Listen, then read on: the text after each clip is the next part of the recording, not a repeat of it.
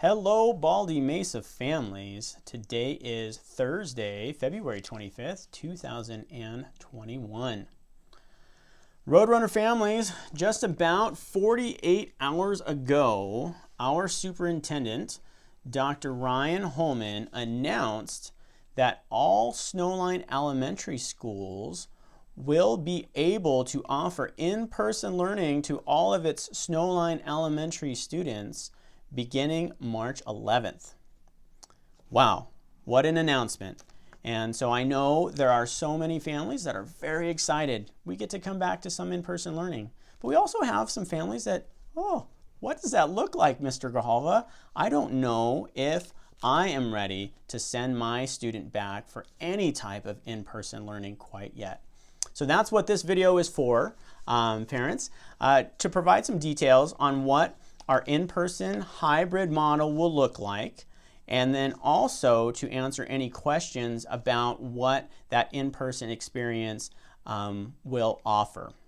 Now, parents, I want you to know we have options available to us as we approach March 11th. Not all students need to participate in in-person learning. Our students still have the opportunity to stay on remote learning and stay here at Baldy Mesa, which is very important to me. I truly enjoy and love and am proud to be a Roadrunner, and I want to keep our families that are proud to be Roadrunners. So if the in-person model doesn't fit for your family yet, or doesn't fit for your family for this year, I am perfectly okay with that. So I don't want you to feel pressured to join the in-person movement, but I do want to provide you with some information that will hopefully help you make that decision.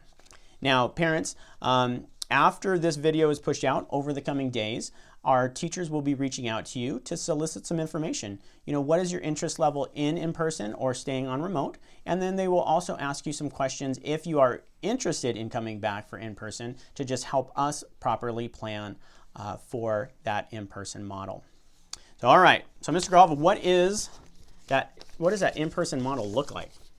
So, if you choose to come to in-person learning, we will be establishing a Group A and a Group B, because the main purpose of this hybrid model is to provide appropriate social distancing for students so that we limit the number of students that are around each other so that we are not spreading the COVID-19 virus. So we have a Group A. Now, if we are in Group A, if you are a Group A student or a Group A family, your students will come to school for in-person learning on Monday and Tuesday from 8 to 11:30. So it's just half days of in-person learning. And then after they go home, they can participate in afternoons, asynchronous or maybe even synchronous learning once they get home in the afternoon. Now, so they come in the morning. Group B students, they will be doing their learning remotely at home. And so their teacher will provide an hour of live instruction at some point in the day. It could be in the afternoon, and they might choose to offer it in the morning alongside with the Group A students.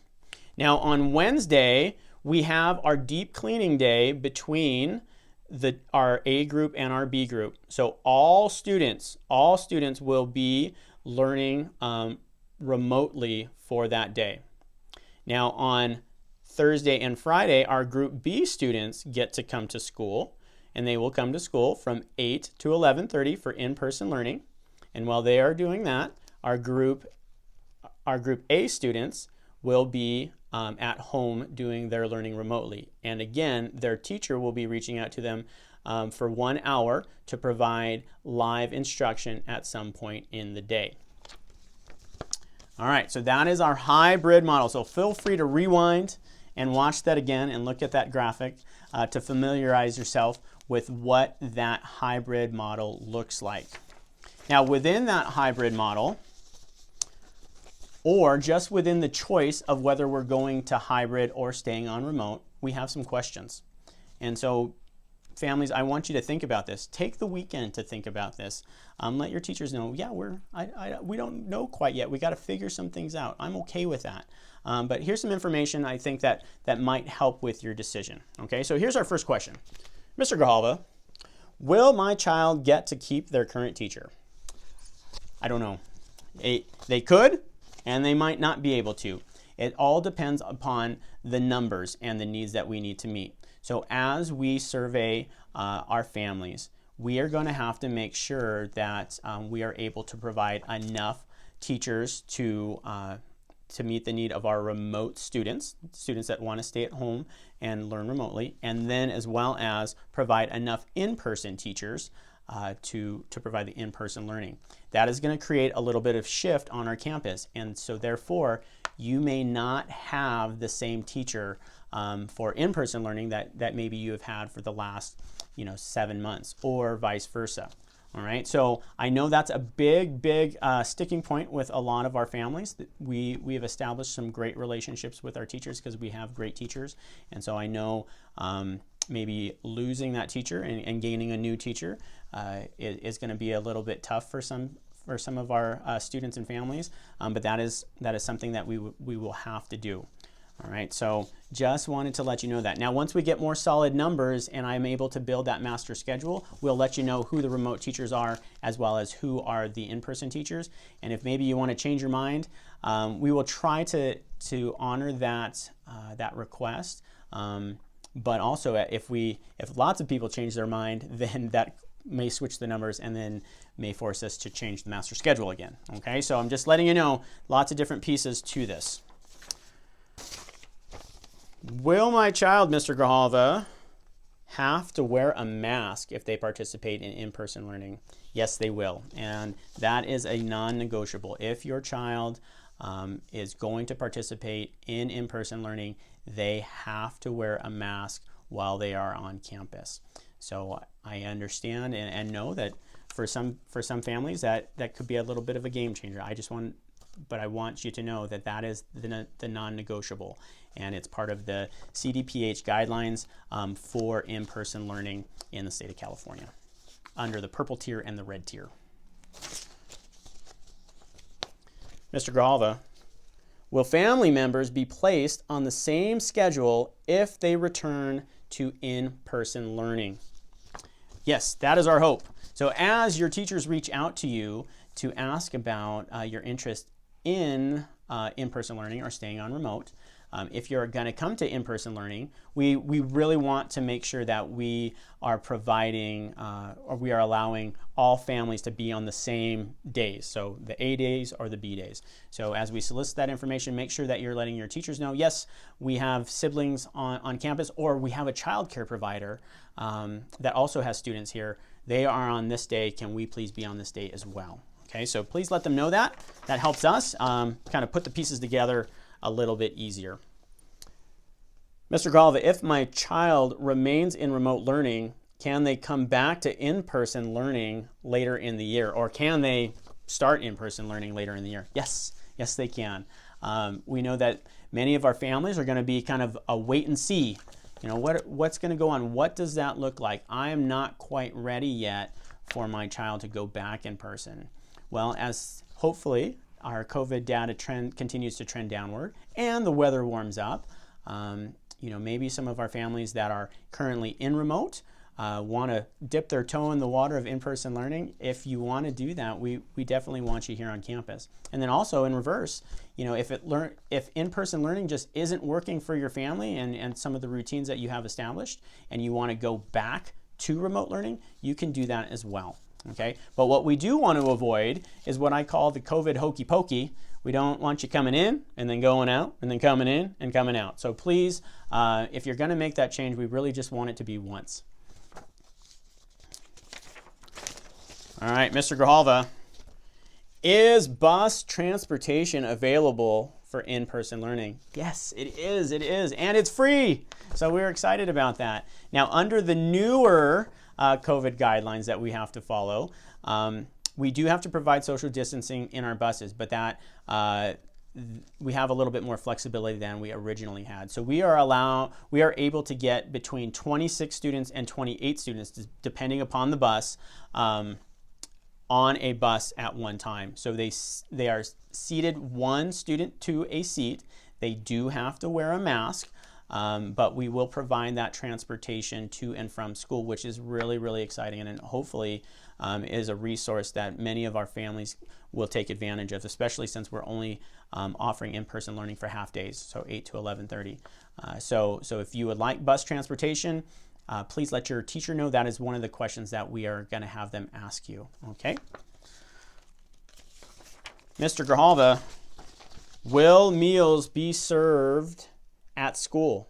Yes, they will be. And so we're excited about that. Now, we are currently in the throes of planning on how we can get a hot breakfast to any student who wants it as they begin their school day. We are a large school, and so figuring out, even under the hybrid where we're only going to have only about half of our students, maybe a little bit less, on campus at one time, we are still a very large school, and we still have to provide enough social distancing while students are in the cafeteria or anywhere on campus.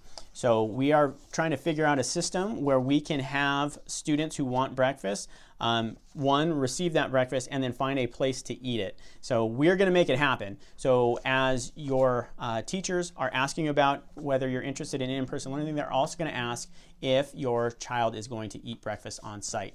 And that information is very important to us because it allows us to plan for the number of students that we are going to have to serve on those given days that they are here. Also, within meal service, we will be supplying lunches and suppers for every student every day. So if they come to school on Monday, say, at the end of the day, as they are leaving for the day and they're going to their car or they're going to the bus, we will have a grab-and-go sack meal for them to take home. So it will be their lunch and their supper. So I'm excited to offer that to our parents and families. Mr. Grijalva, will there be recess? Yes, there will be recess. Now, we do have to follow those guidelines again. So recess may not look exactly like it normally does. Students will have to wear masks. We will have to provide more structure to that recess. We'll have to make sure students are washing their hands or using hand sanitizer before they go out to recess, and then washing their hands or using hand sanitizer as they come back from recess. But we do want to give them an opportunity to get the wiggles out and get some energy out.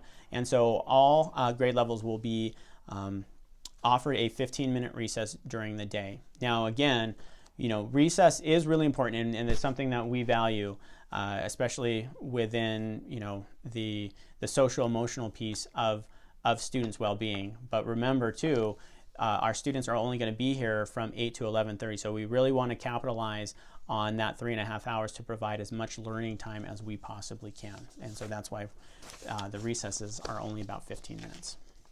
All right, Mr. Grijalva, will my child be able to get up from their seat in class? We are going to limit how much students move about the class. Can they get up out of their seat if they needed a tissue, or maybe they needed to ask a question of their teacher, or maybe even sharpen their pencil or something like that? Yeah, I think so, but we are going to limit it because we need to limit and or have a lot of procedures in place, just how students move about the room. So I don't know exactly what that looks like yet. We're going to figure that out as we get students here. We are not going to say that they are glued to their seats, but we are definitely going to be cautious about how much they move about the classroom. Mr. Grijalva, will the library be accessible? Yes, it will be. And again, it's one of those things that we have to provide a system to and some procedures for, and we're going to have to limit capacity in the library, but that is something we want to have accessible to students. What we are looking at, it may only be one day a week, one of the 2 days that students are on campus, that they will have access to the library. That is a schedule that Ms. Stites is working on, and we will have ready for our families and for our students and teachers come March 11th. Mr. Grijalva, will there be PE? There will be PE, but it will continue to be virtual at this time. We really want to capitalize on that 3.5 hours while the students are here, and it's going to be, that 3.5 hours is going to be very academically focused. So PE will remain virtual, and I know our PE team will continue to do a wonderful job in providing that activity and experience for our students. Mr. Gralva, is the campus going to be ready for students for or on March 11th? I put this question in here because some of you may have been driving by our campus and noticed that there's a lot of construction equipment on our campus. Well, we had a big chunk of stucco fall off one of our gabled ends of our buildings just a few months ago. Thank goodness we were on remote learning and no students were present or staff were present, and so nothing was injured. The only damage that was caused was an HVAC unit. So over the last couple of months, we've been removing that stucco from those gables and from the overhangs of our permanent buildings.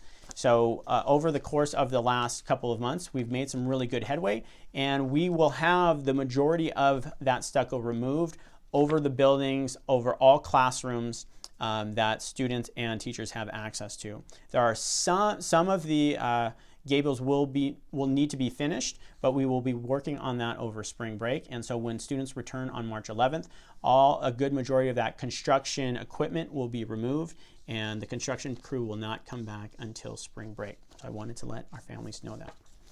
All right, that is it. Those are all of the questions I have. I hope I was able to touch on at least some of the items that you were interested or needed more information about. Now again, we do not, or I do not, want any of you to rush to a decision, but we know March 11th is getting here closer by the minute, and so we are going to need a decision. But I really want our families to take the weekend. Please feel free to take the weekend to think about this, to discuss it as a family, to discuss it with other family members that may maybe support your family with childcare and things of that nature.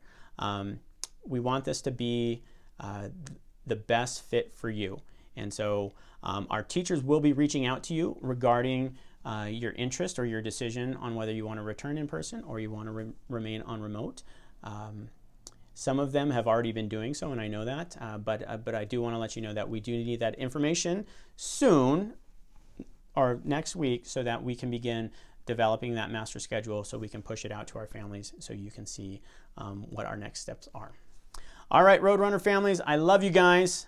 I'm excited to return back to in-person learning, but I have to admit, a little nervous, just because we want to do it right. And I know we're going to do it right. And so I'm excited to see what unfolds from here on out.